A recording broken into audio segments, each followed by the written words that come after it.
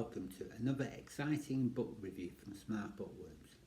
My name is Chris and today's book is Crossroads by Jonathan Franzen. Are you ready? Okay. My review of Jonathan Franzen's 2010 novel Freedom concluded with the observation that by the time the book ended you would feel like you knew its main characters as well as you know some of your closest friends, maybe better. I didn't think it would be possible to experience that sensation more intensely, but that's precisely how I feel after spending nearly 600 pages with the Hildebrandts family in Franzen's accomplished sixth novel, Crossroads. In much of his fiction, Franzen has revealed himself as a writer concerned primarily with the dynamics of family life, and that preoccupation reaches its apotheosis here. Set principally in the affluent and mostly white Chicago suburb of New Prospect 2 days before Christmas 1971, the book focuses on Russ Hildebrandt, associate minister of the First Reformed Church, his wife Marion, and 3 of their 4 children, Clem, Becky and Perry. As the holiday looms, 45-year-old Russ languishes in the uninspired, low-paying ministry his children refer to their church-provided housing as the crappier parsonage where he has spent the past decade. Russ is still smarting 3 years later from the humiliation of his replacement by younger, hippier minister Rick Ambrose as head of the popular youth fellowship that provides the novel's title. He's obviously contemplating an affair with one of his congregants, a widow in her mid-30s who's part of a group that works with him in providing assistance to a black church in the inner city. Marion, recognising that she's become invisible to her husband when it comes to sexual attraction and understanding all too well that their marriage is floundering, attributes these developments mainly to the weight gain she's determined to reverse through a regime of crash dieting and cigarettes. Safely ensconced at the University of Illinois and in a relationship that's providing an intense sexual irritation, Clem decides to abandon his educational deferment in hopes he'll be drafted to serve in Vietnam and show his passive father what a strong man did.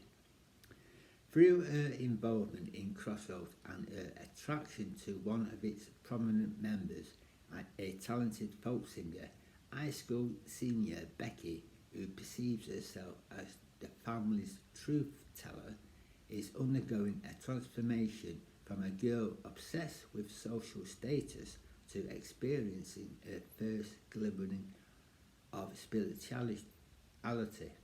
Perry, a brilliant 15-year-old small-time pot dealer, is sliding down a dangerous slope that's complicated by incipient mental illness.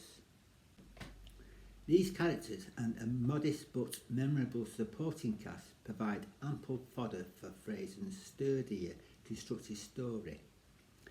While he foregrounds the senior Hildebrandts' simmering angst in the days leading up to a holiday most of the family seems to despise, and in a later section the following Easter, he neatly balances it with the struggles of their 3 older children.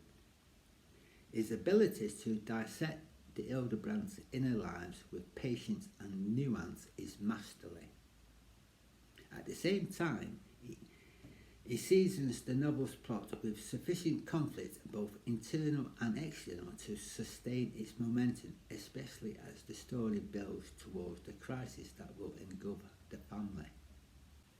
As skillful as Franzen is in portraying the Hildebrandts' present-day struggles, his talent fully emerges in 2 novella-led flashbacks that reveal the roots of Marion and Russ's travels.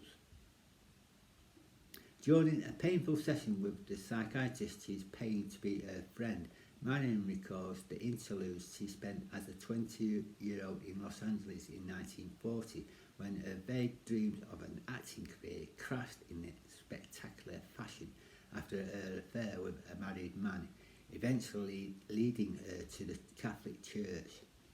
In Russ's case, the memories dwell on his strict upbringing in a Mennonite community in Indiana and the time he spent in Arizona in alternative service as a conscientious objector during World War II, when he and Marion met and married in a match that clearly bore the seeds of its own undermining. It would be misleadingly reductionist to describe Crossroads as a religious novel, but few contemporary works engage with the subjects of belief and skepticism, good and evil, as thoughtfully and frankly as this one. In their markedly different spiritual crises, Russ, Marion, Clem and Becky all undergo moments of profound reflection that feel both particularly realistic in the context of the novel and universal.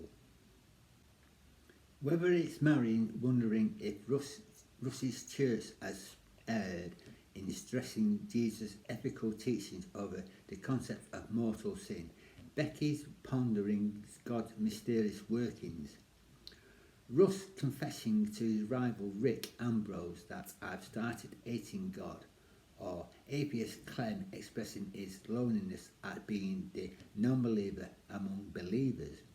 Franzen treats each of these perspectives with dignity and respect. The spirits of John Updike and Walker Percy seem to hover over this novel when it comes to these concerns. Crossroads is the first of a projected trilogy ambitiously entitled, with a nod to George Eliot's Middlemarch, a key to all mythologies. Whether Jonathan Franzen elects to dig more deeply into all the Hildebrandts' lives or channel his story in a different direction, the others can't come soon enough. Thank you for watching. Don't forget to hit the subscribe and notifications bell for more book reviews. Bye for now. See you all again real soon.